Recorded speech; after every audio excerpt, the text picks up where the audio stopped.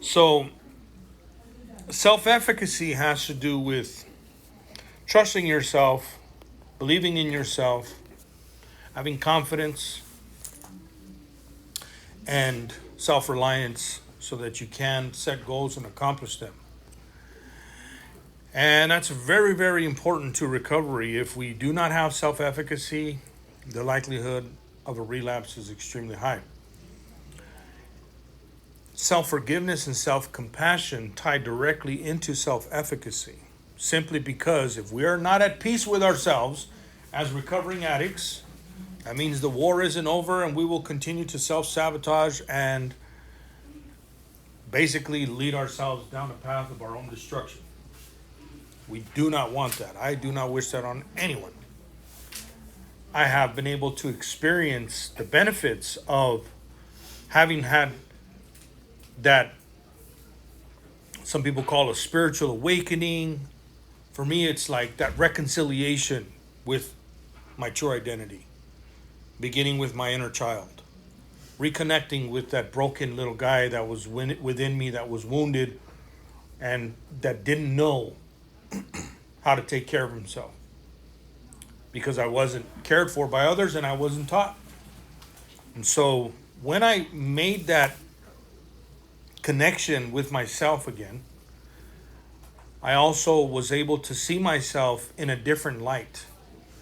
And because I went back to my early childhood, I saw myself as an innocent, vulnerable, and unaware person who was worthy of a new opportunity, another chance.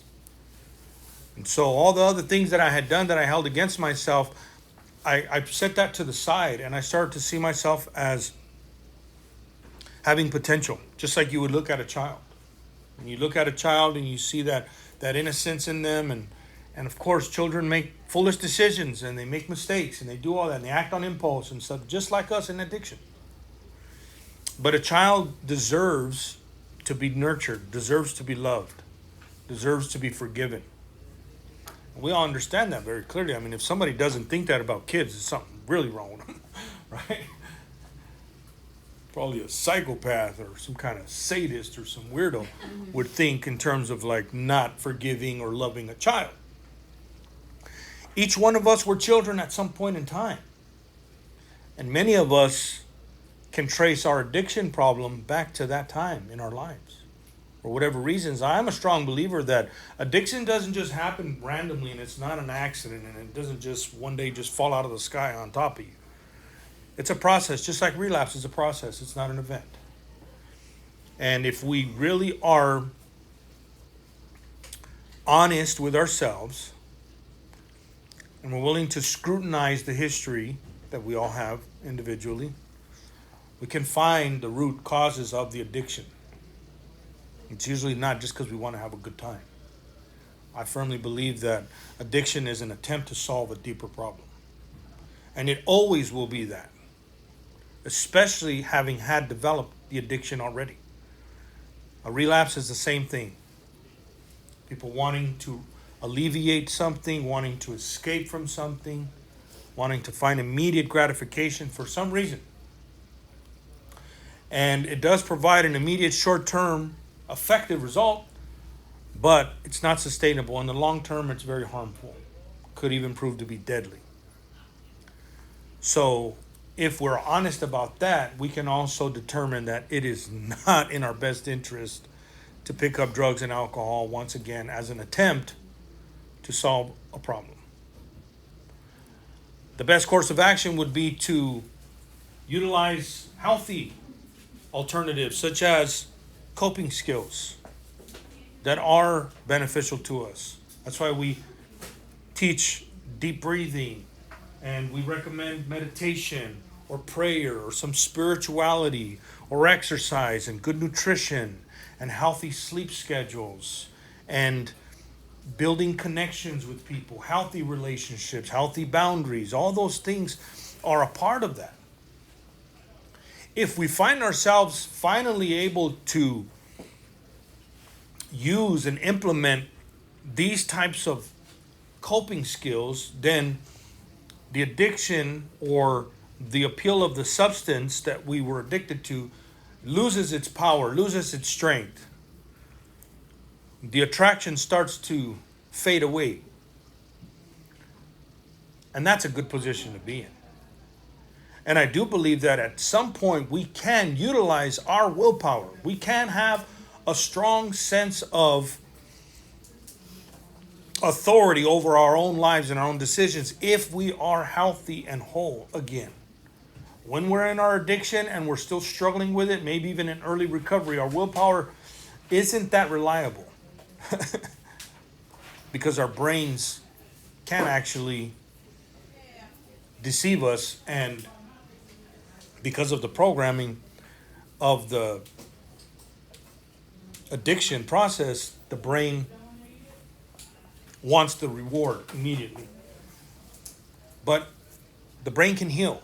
And as we spend time in our recovery and also working and using these tools that are being provided in places like this and in the meeting halls and with therapy and stuff like that, you can start to feel like you do have power now.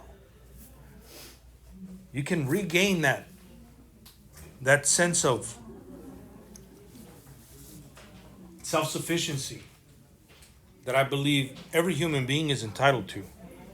I think every human being should have the freedom to decide how they want to live their lives. And also, I believe every human being, especially children, deserves to have a good life, a decent life. We are the ones who are responsible for that. And many, many times the reason why we don't experience it is because we just outright refuse to be compassionate towards ourselves and to forgive ourselves. That's what it is. It's like having an enemy, a mortal enemy, that you will never ever stop hating, and if you get the opportunity to destroy that enemy, but unfortunately, it's not somebody outside of ourselves, it's us. And I want to challenge you all to really consider it. Have you been your own best friend? Or have you been your own worst enemy? And if you've been your own worst enemy, why? And I also would suggest that you consider ending the war and making peace with yourself instead. And that kind of peace might come with difficulty, or you might just one day wake up and say, you know what, damn, it doesn't make any sense for me to go against my own well-being. If you can view things accurately and see the substance for what it is, it's poison, it's toxic. Why would you want to be out of your right mind? Why would you want to pollute your system? Why would you want to harm your organs and your brain? Why would you want to shrink your brain? Why would you want to end up in a hospital bed or back in an institution, back in a recovery treatment center, back in a detox, or back in the streets, homeless, or back in a jail cell somewhere? Why would you want to end up dead in the midst of addiction, like so many people? It's very tragic. It's very unfortunate. And it doesn't have to happen. Those are not natural, everyday life occurrences that just randomly happen. Those are things that happen because people neglect to love themselves enough to take care of themselves, to preserve their lives. And it's just like suicide. If your intention is to harm yourself, even if other people try to intervene and try to interject, and they might save you on occasion, but eventually, if that's what your obsession is and that's what your determination is, then ultimately no one's going to stop you. And I can speak from experience. That's exactly what I did. I went through that. I know what it's like to be in that dark place, to have so much self-loathing that I literally violently attempted to murder myself. And I did kind of take some pleasure in it, viewing it in a mirror, watching myself spewing blood out of my neck after I stabbed myself repeatedly. And that is extreme mental illness. Like I was not well. That doesn't make any sense for a human to do that. In the same way I see drug addiction. If you know what's going to hurt you, why are you doing it? I see the connection. The guy that found you? Oh yeah, absolutely. Yeah, very thankful. And I'm thankful for the program. I'm thankful that there's resources available like this, that I was able to get the help that I needed, because I needed not just people in recovery, but I needed professional help as well. I needed providers, I needed medication, I needed all this stuff combined to help me, because I was really, really fucked up in a lot of ways. And that's the good thing, it's there. The resources are there. And so far right now, like science and technology has advanced to the degree that it's not like it was back in the days, like 100 years ago when Bill Wilson and his buddies started Alcoholics Anonymous. They used to get people like us and throw them in insane asylums. And if they didn't get right, they'd just start drilling in their head and taking out pieces of their brain. Yeah. So we're very fortunate today to have all this now in place. But here's the thing, no matter what is being presented to you, these classes, the therapy sessions, the groups, the meetings, the peer support, whatever, the family even supporting you, all this stuff, external stuff, it doesn't make a difference at all if you yourself are not willing to change your position in terms of no longer being antagonistic and at enmity with your own being. When you really start to consider yourself with esteem and say, I value this person, I love this person, I want to protect this person, I want to care for this person. It's funny to me how we can understand that and even operate like that when it comes to other people, but yet when it comes to ourselves, it doesn't compute. And sometimes people appear to be able to love others or take care of others and not themselves. But I'll tell you what, even if you think you love someone else, maybe even your own child, a spouse, a family member, a parent, whatever, you think you love them, but you do not love yourself, I hate to tell you this, but the truth is, you do not truly love anyone if you do not love yourself. You want to know why? Because love is unconditional. True love is unconditional. And how can you transmit something that you do not possess? You can't. So if you don't have it for yourself, how do you presume to have it for someone else? In the same sense of forgiveness, people think they can forgive other people, but they do not forgive themselves. That's impossible. Not truly. You cannot truly forgive another person. You might think that's what forgiveness is, but it's not. If you cannot forgive yourself, if you cannot love yourself, there is no way that you have that concept in your mind in its entirety, in its fullness, in its accurate, legitimate definition. You do not possess that to be able to transmit it to someone else. In order for you to be able to forgive another person, to love another person, to even care for another person, it must begin with you. We all have to begin with ourselves. And then it follows after that. Then we can pour out of that full cup. Then we can share what that really is with someone else. Life is about balance. If you notice, things in nature and society and within communities and family relationships, everything's about balance. Even just walking, driving a car, everything, you have to have equilibrium. You have to have balance. If you're off balance, something's not right. It's going to lead to some kind of disaster. And it's like if you're walking on a tightrope. You ever see those guys that get up, they'll go like even to the Grand Canyon or whatever, and I don't know. I always wonder, how do they do that, right? How do they put one end of the damn wire and then the other end on the other side, and it's like, how do you get over there? How do you? I don't know. It's weird.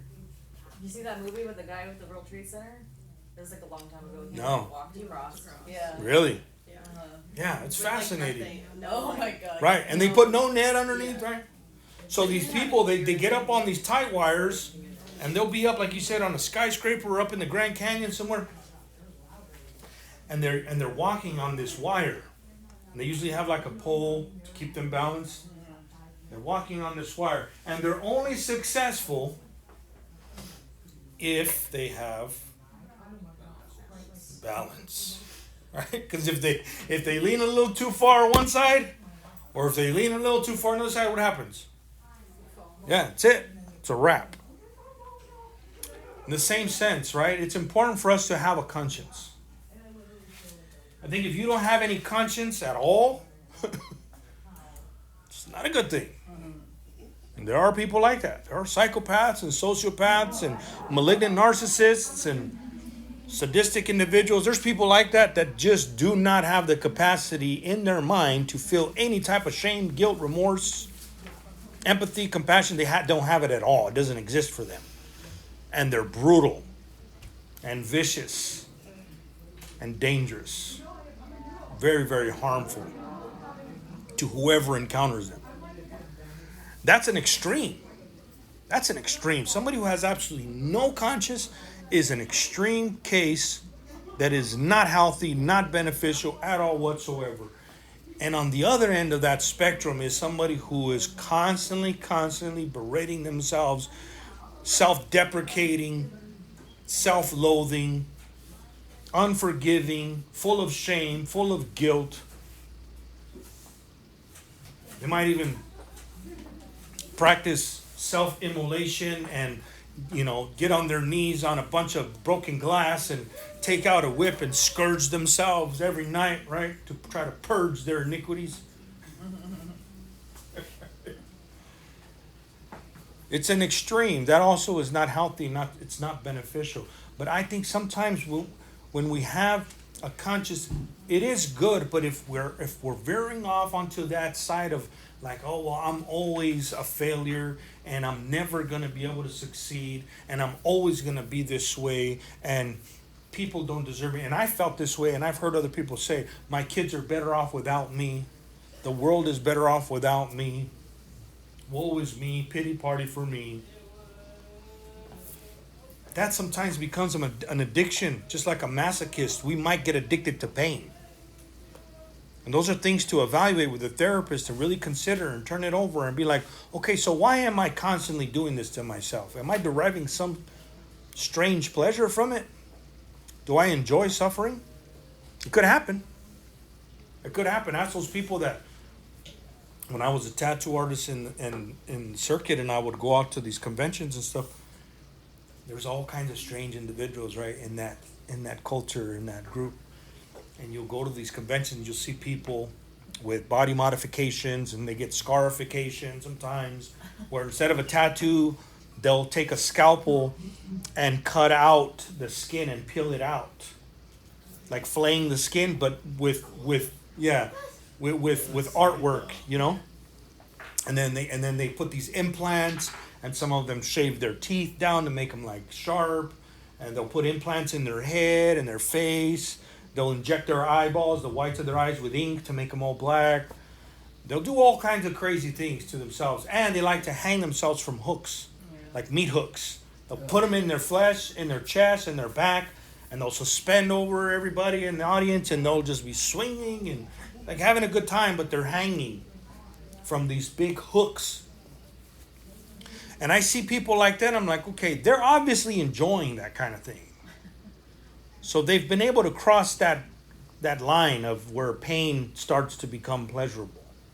And then it becomes an addiction, I guess. I don't know, because I've seen people, they just can't seem to stop mutilating themselves. And even though I didn't get into that kind of thing, I can see how in my addiction and in my life and based on my behaviors, and ultimately this last thing that I did that I just shared with you in terms of what the extent that I went to harm myself, that to me kind of shows a little bit of the same, because I remember, like I said, when I was in that bathroom staring at myself, I was getting some type of relief from that. And it was primarily, I think, because I felt like it was finally over. Like, now I'm gonna die. Yay, the pain is over. I'm done with it.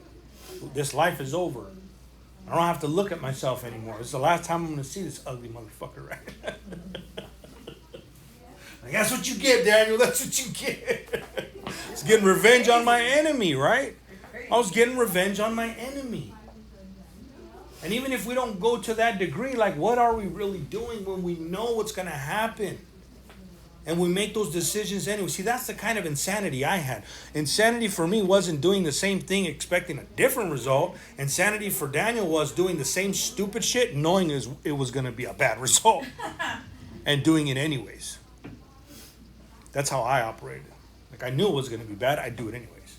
And I think that reveals something.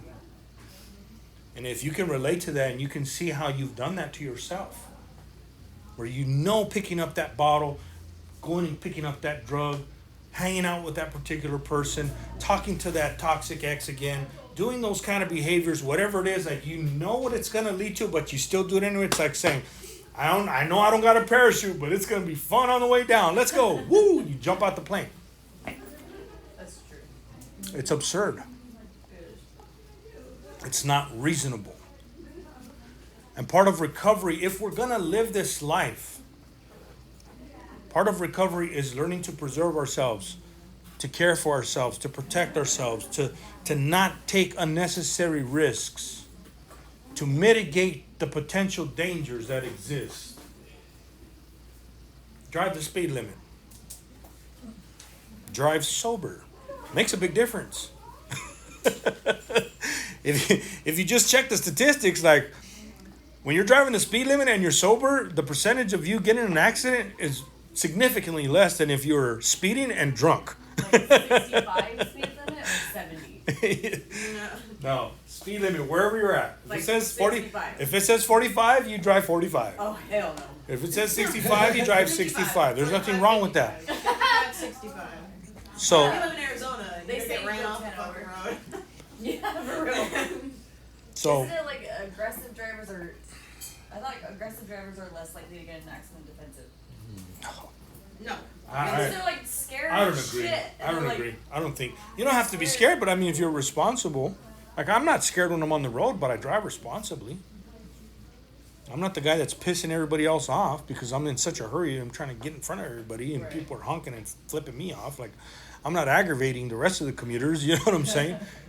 And I'm not heightened either. My stress level doesn't go up. I know how much time I have to get to where I'm going, so I make sure I allocate that much time to get there and still be on time.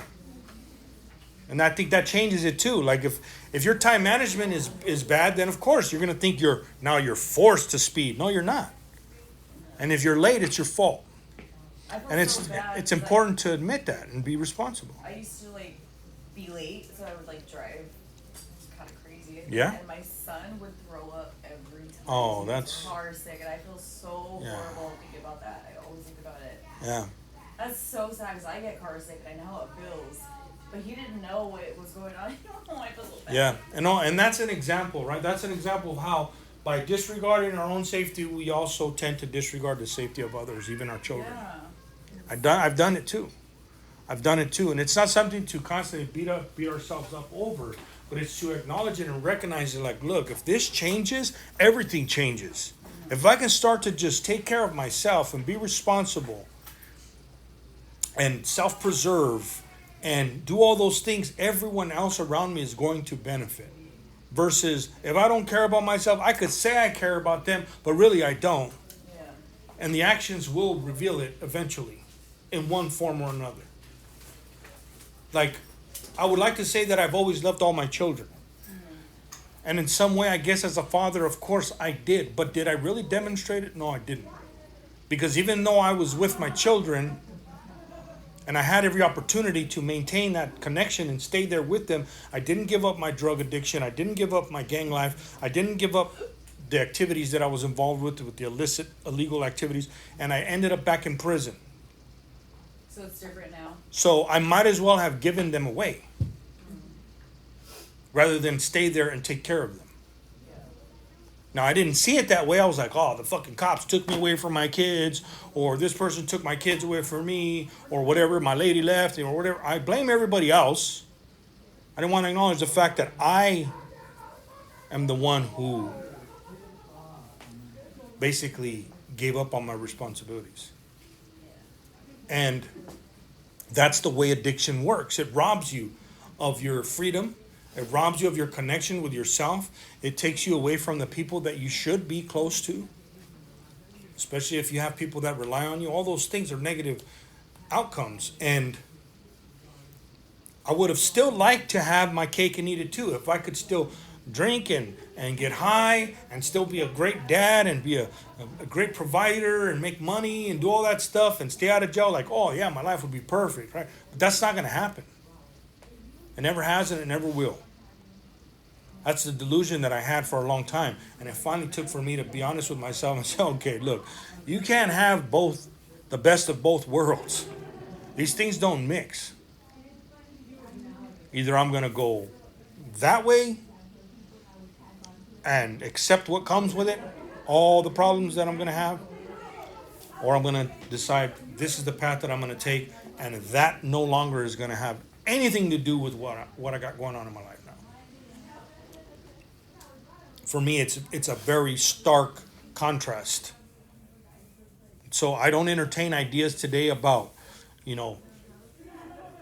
getting a head change with some kratom, or smoking a little bud, or having a little beer here and there, or anything like that, or even taking a little pill, or going to the doctor and lying to the doctor and saying, oh, doc, I got this sciatica problem, this back pain, oh, I got migraines or whatever it is, just to get some meds prescribed to me. Like, I'm not going to think to do that anymore today, because I'm honest enough with myself to know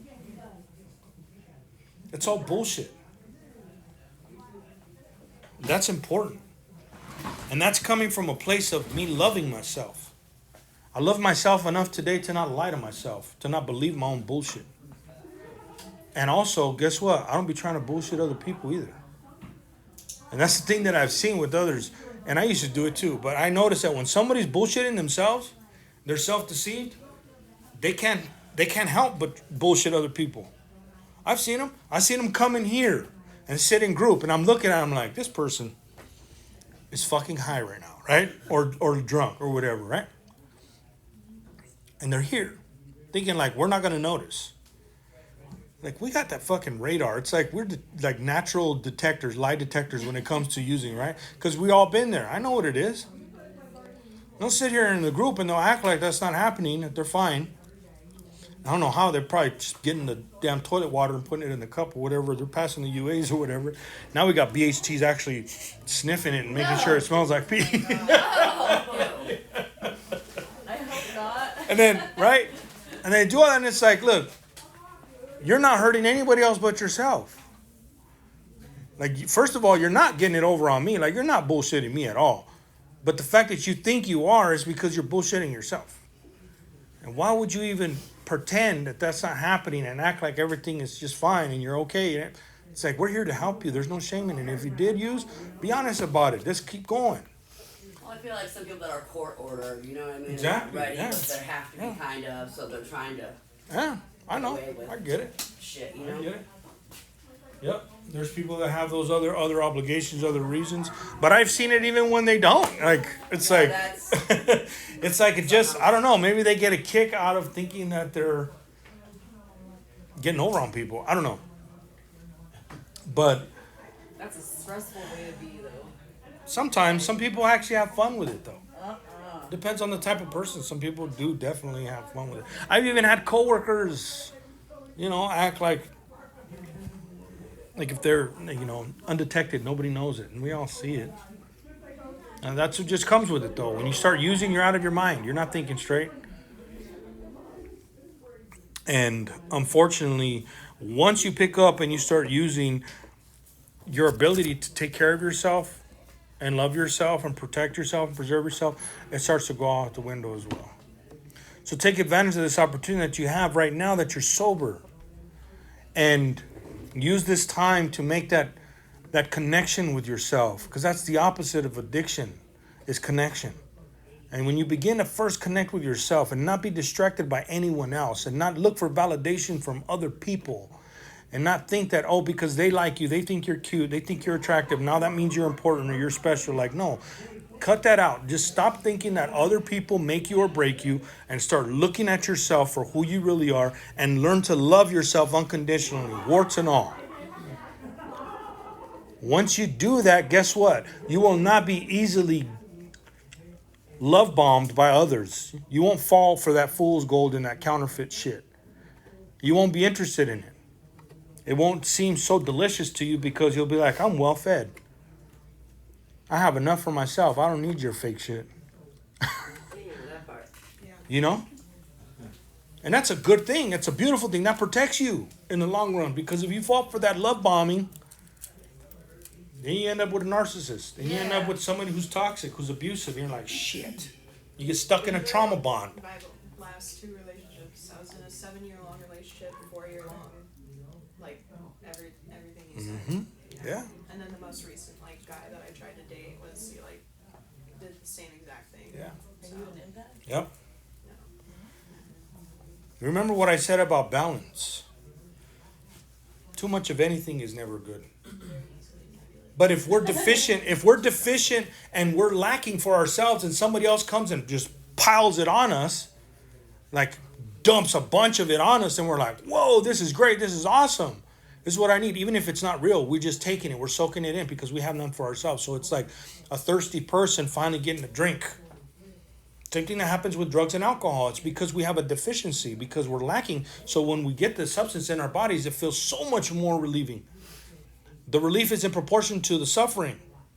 And the same thing with love bombing. And somebody comes to you and they embellish, they give you all this fake love and you just eat it up because you don't have any for yourself. And it sucks because they'll use that later on to keep you locked in when they start the abuse cycle. When they gaslight you and they cheat on you and they abuse you and they exploit you. They do all that stuff to you, they devalue you, and they discard you and treat you like you never meant anything to them. Then you're just wondering, like, what the hell happened? Because in the beginning, they were so nice. And we failed to recognize that it was all bullshit to begin with. It was just a trap. That was the bait. And the only way we can avoid that happening again is if we begin to love ourselves. And you love yourself enough to see that for what it really is and be like, no. This is too much. And the fact is, it is too good to be true. Somebody just met you and they're just all head over heels in love with you like that. That only happens in Hollywood films. That's not real life. There's no such thing as love at first sight. And if they try to talk to you about that destiny and fate shit and, oh, this is meant to be and this is why we're here at treatment together at this time and, you know, trulies means true love and, Oh my you know, all god. that shit. Whoa. We got the same day sober because we're meant to be a recovery powerhouse couple. We're gonna build an empire. We're gonna save the valley. Oh shit, right? And be like, whoa, slow down, dude. Like, because you know what? Just like with ourselves, it takes time. Like, think about it. How do you think if you haven't loved yourself, do you think it's gonna be easy for you to just all of a sudden start loving yourself? No. It's going to take time for you to build that up. And you have to practice and exercise it and really, really focus.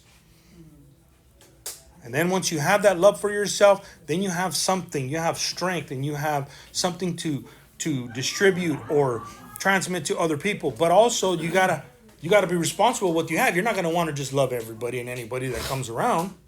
You're going to be selective about who you love. Because it's special. It's important. You're not going to be so promiscuous with your love. I'm not talking about sexually. I'm talking about just giving it away. Like, here, you want some? You want some? Here, I'll love you. Like, you don't have to be that way. I don't think that's healthy. And when you see a person who is interested in you, or you might be interested in them, just because you're attracted to each other doesn't mean all of a sudden you have to just fly open the doors and let them be intimate with you and get them into your personal space and let them in your inner circle of your boundaries. Like, you still should take your time to gradually get to know them and see really how they are, because Some people make great first impressions. Some people got the gift of gab. Some people, because of their practice, they've been able to perfect the art of seduction. And if you're unlucky enough to be the 100th person that they've attempted to scam on, you might get duped if you're not vigilant and if you're not careful and cautious and able to establish and hold your own boundaries firm and be like, yeah, you're cool. I like you. But let's just, slow down. Let's just take this slow. Right? That's my problem is I'm like way too trusting, Yeah. right off the bat. Yeah. Yeah. I'm like, oh, okay. Like, it sounds great. And how does it always work out for you? Terrible. Yeah. That hasn't worked out. And really, it's because you just want to be loved. And I understand that. It's okay. I was the same way. But what helped me, and I believe it's going to help you, is when you stop looking for it outside of yourself. Primarily, it needs to come from within. Then, the other love, if it does exist, if it ever comes after gradual progression, rather than the rapid, sprint race love affairs, right? Like, it's more like a journey. Like, we're going to take this time, and we're going to, if it's really meant to be, there's no need to rush it anyways, right? If you're going to be with this person next year or the year after that, why are you in a hurry to just seal the deal right now? You know what I'm saying? So you can take your time, and when you do, you'll realize that you have a much more magnified experience. And the love that you were getting before that was fake, it would come quickly, but it was cheap. And what lasted was the pain. And this is the reverse. This is what delayed gratification does for us in many, many other things too. We take the time and we're patient and we're patient with ourselves and allow the process to go naturally, organically. And then in the long run, it's like, okay, now I get to have a place where I rest my neck. I don't have to worry about being homeless. I got a reliable vehicle, got a reliable job. I got regular income. Those are the things we do, right, in life. We're responsible in those ways. Same thing with a relationship. Taking your time to get to know somebody and then weed out the ones that ain't real because they won't stick around. That's the thing too. The good thing about narcissists is that they want what they want it now. And if you're good at setting boundaries, they'll be like, oh, I'm on to the next one. Forget you. Good. Bye. Good riddance. You know? See, because narcissists will only be able to entrap people who are vulnerable, who don't have good boundaries, who are lacking their own self-love. Those are the ones that are easy pickings. And they attract each other like magnets. The codependent or the vulnerable person, the person who is broken, who is still wounded and bleeding out, that will easily be drawn to somebody who has all this confidence and is just, extravagant with their love and their affection and hypersexual and hyper this and all that stuff. It's a scam. It's a scam. Every time. So until we start to build our own, and it doesn't have to be as grandiose as the narcissist, we can just have a healthy amount of confidence that's tempered with humility, and then we actually have self-esteem. And we don't need nobody else to make us feel special or important, and we won't allow anybody else to break us and take that away from us that we know is ours. We do have value. We are important. And the only way to do that is if we have compassion for ourselves. Give ourselves a break, cut ourselves some slack. And if we're willing to forgive ourselves for everything that we've ever done and what we ever will do, drop the charges, cancel the debt, dismiss the case, instead of wanting to be the judge, jury, and executioner over our own selves. It doesn't work that way. We've got to be our own best friends, our own best ally, if we're going to make it in this life. All right, let's take a 15-minute break.